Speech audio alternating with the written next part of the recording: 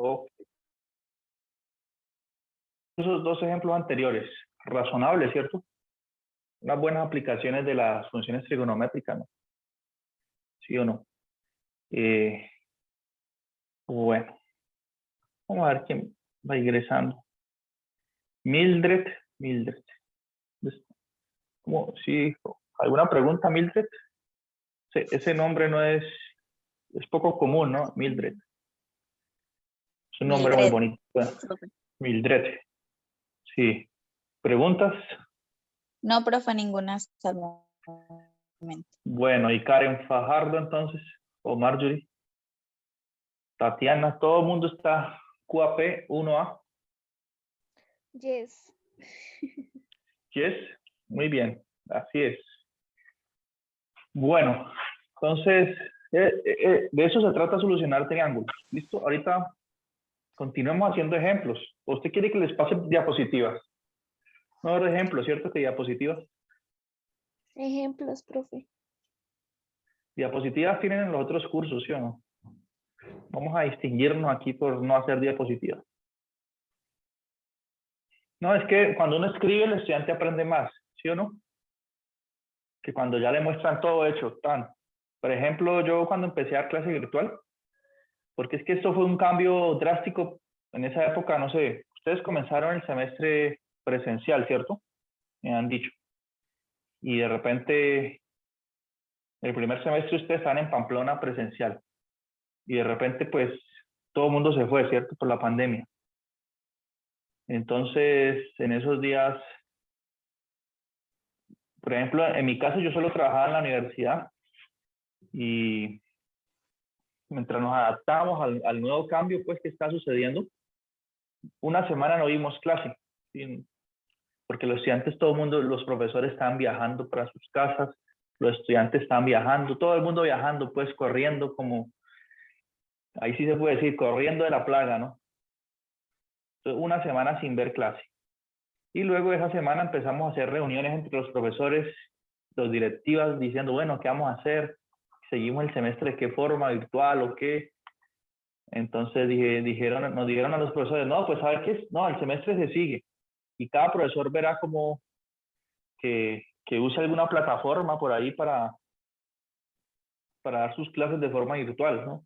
Cada profesor decidirá, pero el semestre sigue. Entonces yo no conocía ni Zoom siquiera, ni Zoom, ni Teams, yo no usaba eso nunca. Y hace un año y medio yo no conocía. Entonces empecé a investigar, pero en primer medida me puse a usar fue Classroom. ¿Ustedes alguna vez han usado Classroom? Que es como un equivalente a Minerva, pero digamos, no tengo que pagar por usar Minerva. El ISER paga para poder tener una plataforma como esa. Classroom no tengo que pagar nada. Entonces yo empecé a usar Classroom. Y después ya la universidad implementó Teams, ¿sí? Aunque la universidad, miren, estos días que hagan una reunión ahí en el ISER, voy a decir, porque, por ejemplo, para usar Teams aquí en el ISER, yo tengo que copiar y pegar el email de cada uno de ustedes, ¿no? Y crear los grupos, hacer todo ese proceso, ¿cierto?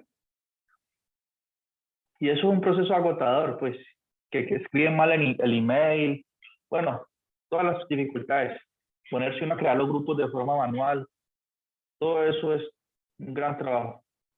En cambio, el ISER debería hacer, el ISER ya tiene toda la información de ustedes en el sistema, en el campus virtual, ¿sí?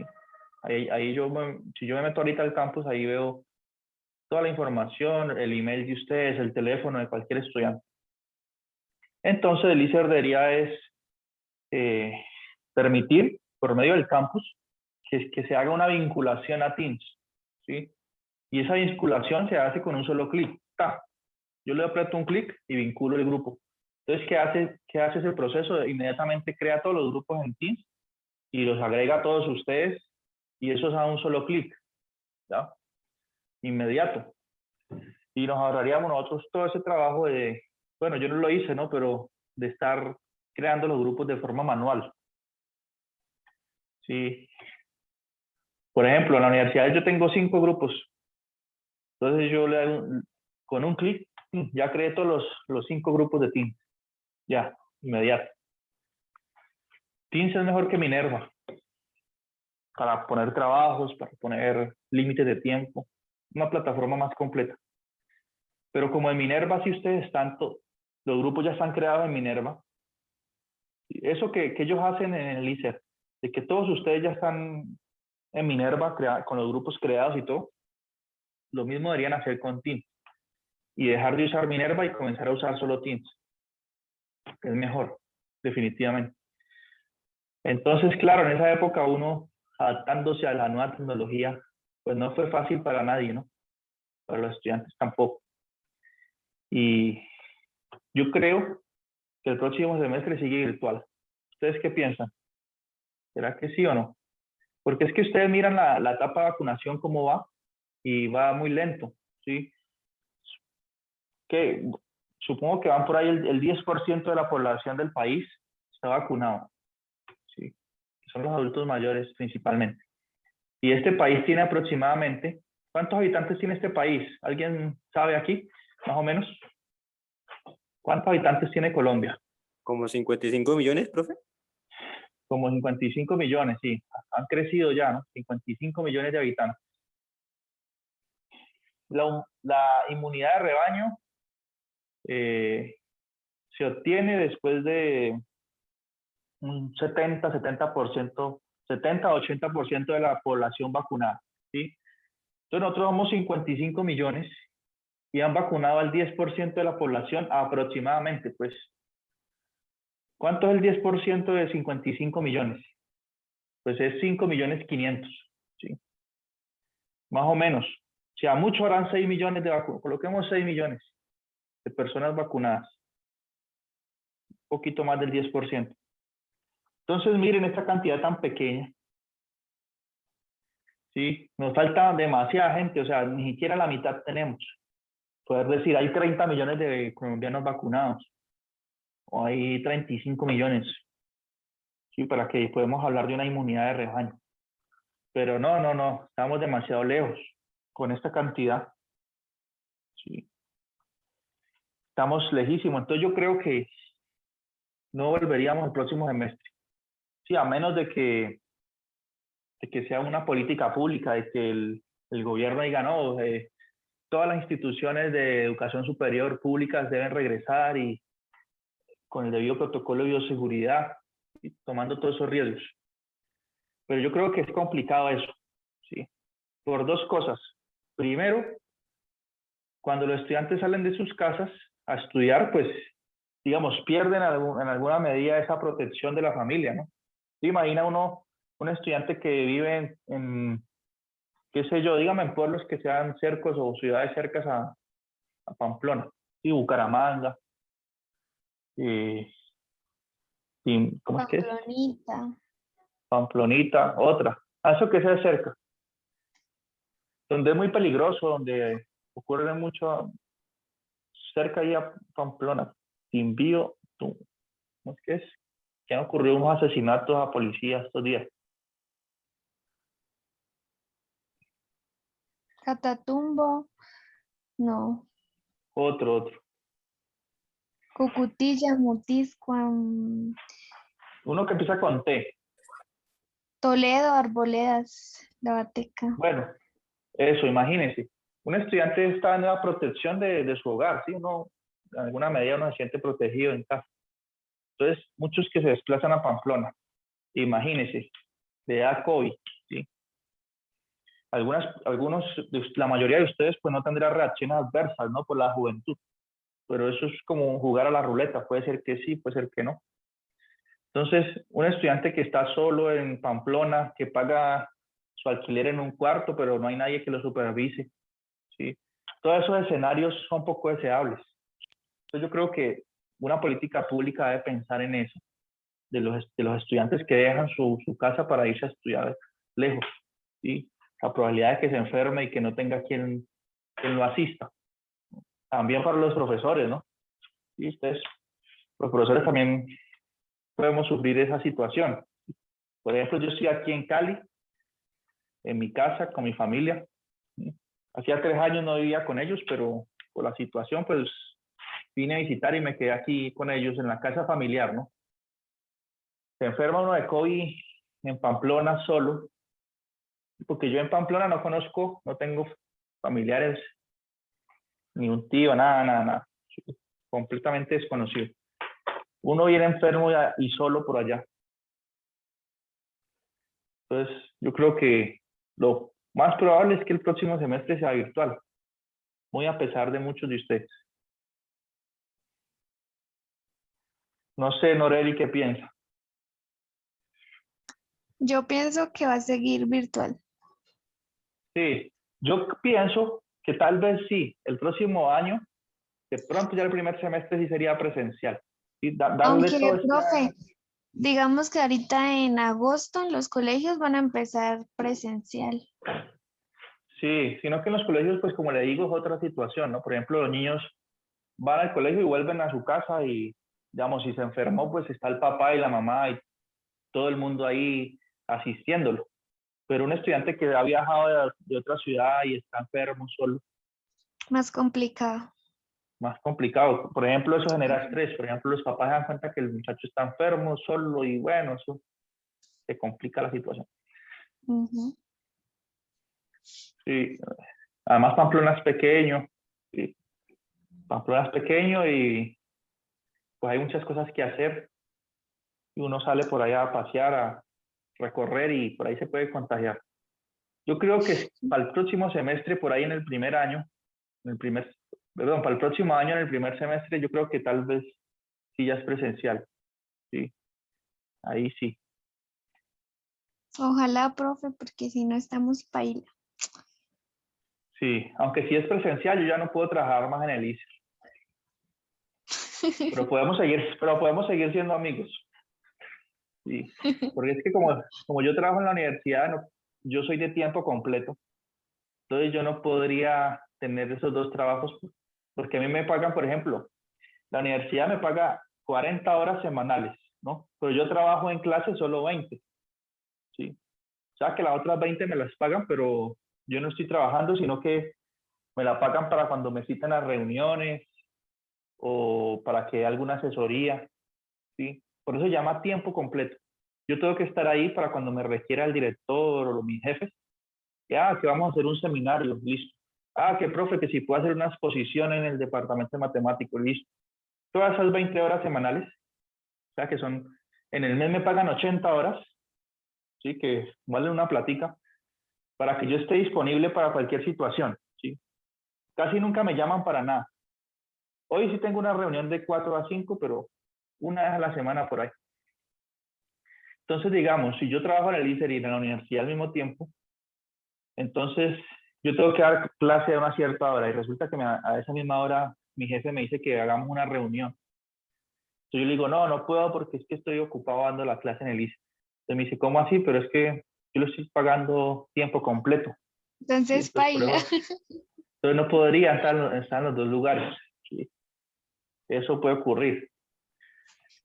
Porque miren, yo soy profesor del ICER, pero ni lo conozco el ICER. ¿Sí? Yo nunca he atravesado la puerta, la entrada principal, nunca he puesto un pie en el ICER.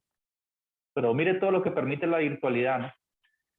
Hay estudiantes de primer semestre, hay estudiantes que están ahorita en tercer semestre o segundo semestre que no conocen el ICER o no conocen la universidad. Eso es algo increíble, pues, que uno ya esté en tercer semestre y no conozca la universidad. ¿Sí?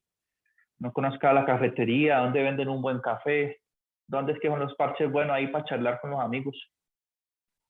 ¿Todo por culpa de qué? Pues de la virtualidad. Toda la virtualidad tiene un montón de desventajas. Porque es que uno no solamente va a estudiar al ICER, ¿sí? Uno va también a socializar, ¿sí? ¿Cierto? ¿O no? ¿O todo es estudio? ¿No? Uno va a socializar, uno va Sí, a claro. observar, uno va a mira, el profesor hace esto, mira mi compañero, ¿cómo es la vida? Sí, hay una parte social importante. Por ejemplo, a mí me decían, usted se fue a Brasil 2 años y volvió y no trajo sino ese título y ya no trajo plata. Yo porque yo llegué sin plata, pues, porque yo estaba estudiando. Entonces le dije, no, pero yo nomás no traje solo ese título, sino que, por ejemplo, traje la experiencia, conozco el país, la ciudad.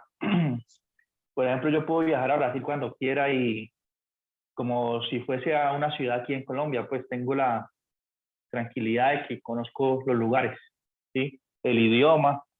Entonces, no solamente pues que el título y que el cartoncito, no es solo eso, lo mismo. Ustedes van al ICER y, claro, se gradúan y son tecnólogos, tienen su cartón, sí.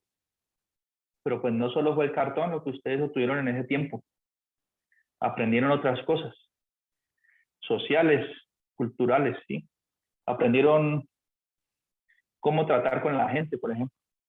Uno a veces es más tosco, uno se vuelve más, o aprendieron a discutir. ¿Cierto que algunos de ustedes han aprendido a discutir con los profesores y pues las notas y todo eso? Se aprenden varias cosas que no solo el cartón. Aprenden cómo funcionan las cosas, cómo estudiar, como los truquitos por ahí de, por ejemplo, alguien que vea esta tecnología y la termine completa y digamos que más adelante quiere hacer una ingeniería o quiere seguir en la profesional. Entonces, esa persona ya tiene una ventaja, digamos que entra a la universidad a hacer la profesional, tiene una ventaja con un estudiante que entra a la universidad por primera vez, que no ha hecho la tecnología, ¿sí? Porque ya usted conoce el medio académico, cómo es, ¿sí? Cuál es la dinámica, entonces tiene más experiencia en eso. Entonces no es solo el título, ¿no? Y pues con esta virtualidad, eso digamos que se ha perdido un poco, porque usted está en su casa haciendo el trabajo de matemáticas o el de cualquier otra materia, y pues lo hace allá en su casa y ya, ¿no? Entrega su trabajo, se conversará ahí en el chat de WhatsApp con sus compañeros, con que estén haciendo el trabajo y ya. Se pierden toda la riqueza de estar en el instituto. Sí, pero bueno, ustedes están en tercer semestre, les queda, son 6 semestres, ¿cierto? Les quedan otros 3. Sí, quedan 3. O sea que el otro ya se fue de, lo más seguro es que sea virtual. Y les queda 2, tal vez para que sea presencial. Ojalá, profe. Si no toda la carrera virtual, no. Sería muy triste, pues. Terrible, no, tristeza. Sería como no conocer el ICER bien, no saber qué decirse a jugar básquet con los amigos los viernes por la tarde, a jugar fútbol, ¿cierto? A ir a desayunar juntos, sí, ya acabamos esa odiosa clase de matemática, vamos a desayunar o a almorzar. Sí, Sería como si no hiciera nada. a rajar del profesor todo el mundo, ir al gimnasio, mejor dicho, que el sábado vamos a hacer el taller hay que entregar el trabajo, lo hacemos entre todos el sábado hasta las 6, entregamos el trabajo y nos vamos para Plaza Almeida y nos tomamos una cerveza bien chévere. No, nada de eso se fue ahora. Muy berraco, muy berraco. Bueno, entonces como también tenemos que estudiar, vamos a hacer otro ejemplo aquí. Preguntas, ejemplo. Entonces conversa muy bueno y todo, pero también tenemos que trabajar, ¿cierto? Ejemplo. Entonces, voy a colocar un triángulo, pero que no sea necesariamente rectángulo, ¿sí? Por ejemplo, fíjense en el siguiente triángulo. Pero vamos a usar lo que conocemos hasta ahorita de los triángulos rectángulos para responder las preguntas que nos coloquen aquí. ¿Sí? Por ejemplo, un triángulo así. Este triángulo, pues, claramente no es rectángulo. ¿Listo? No es rectángulo.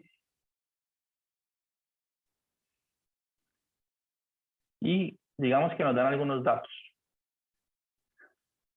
No es rectángulo, pero miren, nosotros podemos trazar esta línea aquí e inmediatamente me quedan 2 triángulos rectángulos. Bien. Me queda este triángulo con este lado con este ángulo recto acá y acá también. ¿Listo? Entonces veamos qué podemos preguntar.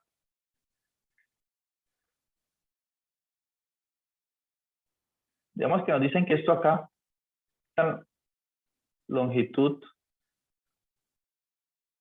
más bien digamos, toda la longitud de este lado del triángulo grandote, digamos que mide 20 centímetros.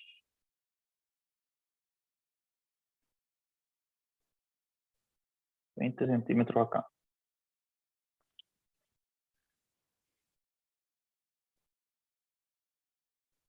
Que esto aquí mide 10. No, como más chiquito, ¿cierto? Mide como 5.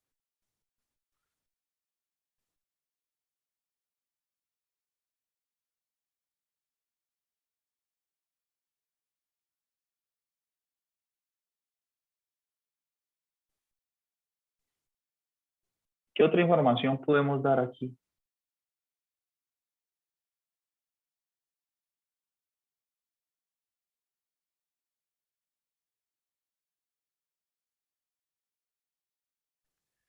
Que este ángulo acá mide, es como un ángulo pequeño, ¿cierto? Colocamos 30 grados.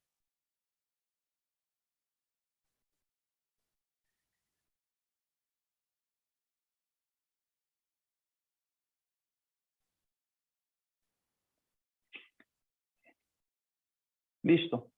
Entonces supongan que nos dan ese triángulo y bueno, no tracemos esta línea aquí. ¿Sí? Miren que el triángulo no es rectángulo. Y aquí, digamos, nos preguntan por cuánto mide este lado. Llamémoslo X. Sí, X. Bien. Pero como el triángulo no es rectángulo, ahí no es válido el teorema de Pitágoras. ¿Sí? Entonces yo no puedo decir, ah, no, es que tengo este lado 20 y el 5, entonces puedo encontrar X porque es que uso el teorema de Pitágoras. No, hay que descartarlo inmediatamente. El teorema de Pitágoras solamente es válido cuando tenemos triángulos rectángulos. Bien. Entonces no puedo hacer Pitágoras. Pero, entonces puedo decir, bueno, yo como sé trabajar con triángulos rectángulos, lo que les decía hace un momento, tracemos este segmento aquí, amarillo, ¿cierto? Y ahí ya formo dos triángulos rectángulos. Este, digamos, el triángulo rectángulo 1 y el 2. ¿Listo? Bueno, pregunta. Si este ángulo, miremos el triángulo del lado derecho, ¿sí? Este de aquí.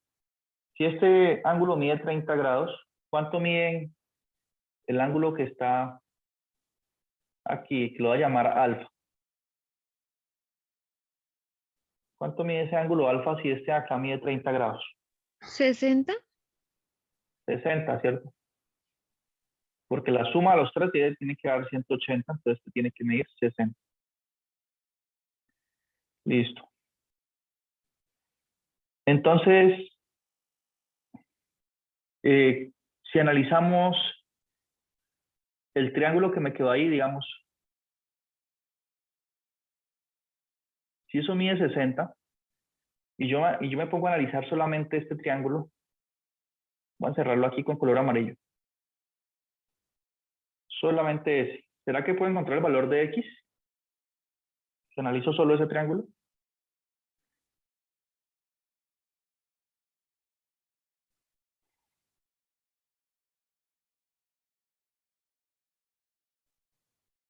Pues sería complicado, porque en realidad la información que tenemos, voy a dibujar ese triángulo que encerré aquí en la línea amarilla, voy a dibujar acá arriba. Lo voy a sacar de ahí para que lo visualicemos mejor. O sea, lo que en realidad nos quedó fue un triángulo así.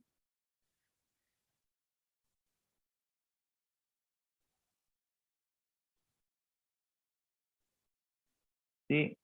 Donde sé cuánto miden sus ángulos interiores. Solamente eso. O sea, yo sé que esto aquí mide 60, que esto aquí mide 30. Y saqué ese triángulo. Este mide aquí. Y que esta es la longitud X que me hace falta conocer, que me están preguntando cuánto mide X. Pero Miren que yo sé el valor de dos ángulos, de todos los ángulos, pero no sé la medida de ningún lado exterior. ¿Por qué? Porque es que aquí, esta longitud no la conozco. O sea, yo sé que eso mide 20, pero todo el pedazo, o sea, lo que está aquí, más un pedacito que viene acá, más este pedacito, que es el que está aquí. ¿Sí? Yo sé que todo eso mide 20, pero el pedazo en cuestión de aquí no lo conozco. Entonces, como no conozco ni siquiera un lado de este triángulo, pues no puedo de hecho encontrar X. ¿Sí? Entonces, por ese lado todavía no puedo resolver el triángulo, porque no conozco este lado aquí, digamos, de la base. Llamemos a eso B. Esa base no la conozco. Yo conozco cuánto mide la base, pero el triángulo azul acá, que mide 20, pero ese no es rectángulo, ¿no? Entonces, bueno, yo digo, bueno, no puedo hacer nada todavía. Analicemos el otro triángulo a ver qué me puedo sacar de ahí. ¿Listo? Entonces, en el otro triángulo lo voy a dibujar aquí arriba al lado también. Miren que uno de sus lados es amarillo. Voy a dibujar aquí con los mismos colores para entender mejor. Ese es uno de los lados y los otros son azules.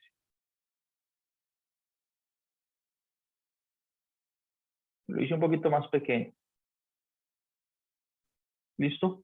Y de este triangulito pequeño del lado izquierdo, que es este de aquí, sé que esta hipotenusa mide 5. Sé que más. Ya no sé nada más. ¿Cierto?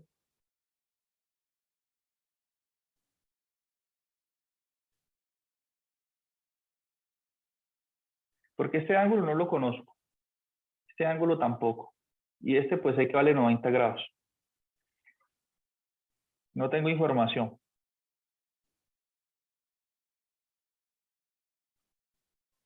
Entonces, ¿qué hago ahí? A ver. ¿Ideas? ¿Alguien me puede dar ideas? Porque miren, si yo supiese cuánto mide esta altura amarilla aquí, H, si yo supiese aquí cuánto vale H,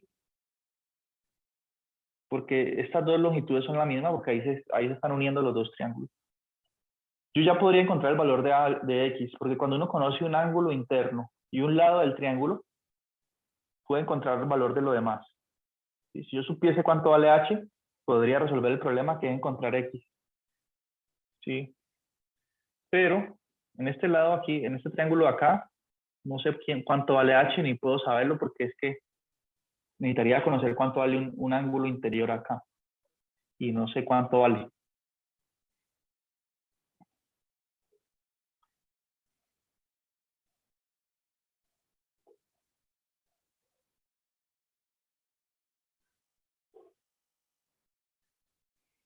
¿Está claro cuál es el problema o no?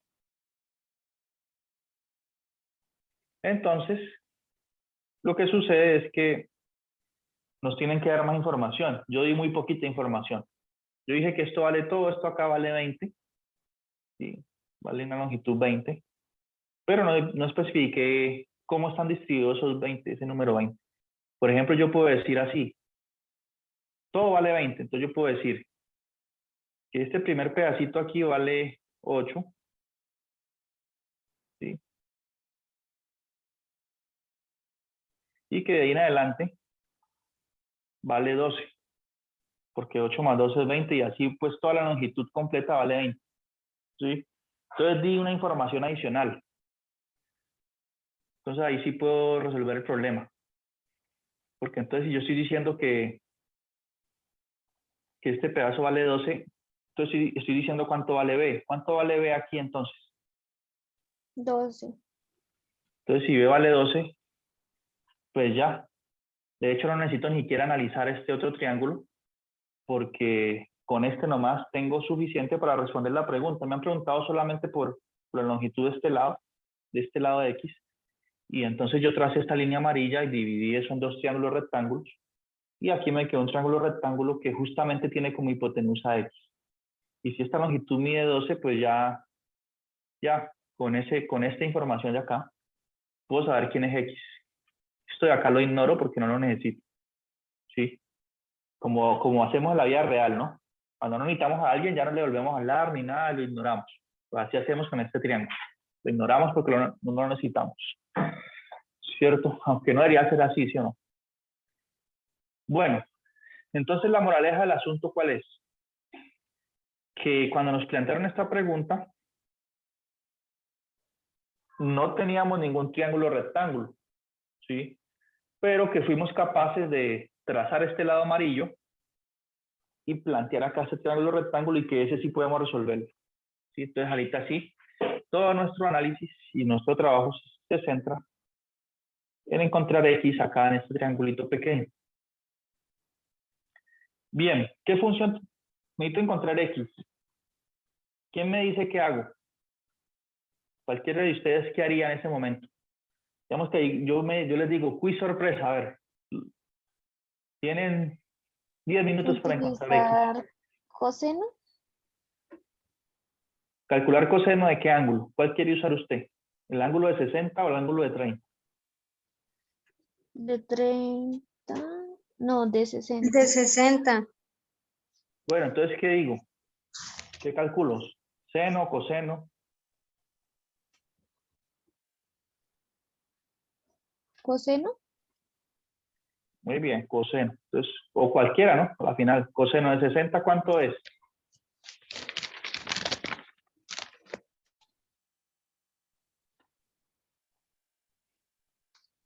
En términos de los lados de este triángulo. Uno intenta con cualquiera de los, uno intenta con cualquier lado a ver cuál le con cualquier función. Se empezó con coseno, bueno, hagamos con ese a ver. ¿Cuánto es coseno de 60 en ese triángulo? ¿Quién es la cateto adyacente? ¿Quién es la hipotenusa? Cateto adyacente sería 12. Bueno, como usted escogió 60, mire el ángulo 60 acá, ¿sí? ¿Cuál es el lado que ayuda a formar el ángulo y que no es la hipotenusa? X, no. X es la hipotenusa. ¿Cuál es el lado que ayuda a formar el ángulo y que no es la hipotenusa? ¿Cómo se llama? Cateto opuesto. Sí, pero en este triángulo, ¿quién es el cateto que ayuda a formar el ángulo de 60? ¿Cómo se llama? H. H. Entonces el cateto adyacente aquí es H, ¿sí? ¿Y la hipotenusa cuánto es? X. Cateto adyacente siempre es aquel que ayuda a formar el ángulo en el que yo estoy hallando la función trigonométrica. Y mire que esta función coseno pues no nos va a servir porque aparece H y X, ninguno de los dos los conocemos. Entonces, si no sirve la función coseno, ¿qué hago? Seno. Entonces calculo seno. Muy bien, seno.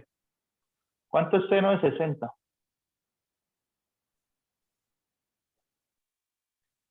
Seno de 60. ¿Cuál es el cateto opuesto? H. Mire el ángulo de 60, mire. 12, perdón. El cateto opuesto está acá, al frente. 12. Sobre la hipotenusa que es X, ¿cierto? Listo. Aquí sí, conozco el 12 ya sobre X. Ahorita la pregunta es, ¿cuánto es seno de 60 según nuestra buena tablita?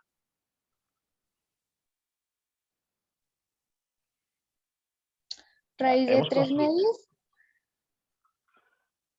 ¿Todo el mundo concuerda con Aureli?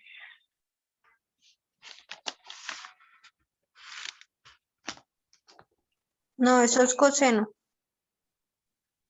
No sé. Miren bien la tabla, ¿sí la saben usar? Seno de 60.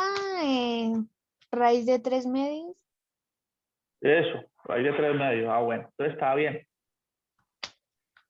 Entonces, ¿qué concluimos? Que raíz de 3 medios es igual a 12 sobre X. Y de aquí ya puedo despejar X y a la final pues respondo la pregunta que me han hecho. ¿Qué hago aquí? Multiplico en cruz. Entonces multiplico raíz de 3 por X igual a 12 por 2. Aquí. Sí, el mismo proceso anterior. ¿Se acuerdan? Sí, raíz de profe. 3 por x es igual a 12 por 2, pero 12 por 2 es 24. Como raíz de 3 está multiplicando a la x, entonces concluyo que x es igual a 24 sobre Raíz raíz de 3. de 3. Ah, bueno, escribí como feo. Aquí esto es un número 4. Sobre raíz de 3. ¿Sí? Entonces ya encontré el valor de x. Por lo tanto, cuando nos... Voy a volver a dibujar el triángulo con el que empezamos. ¿Sí? Habíamos empezado con un triángulo que no es rectángulo, que era así.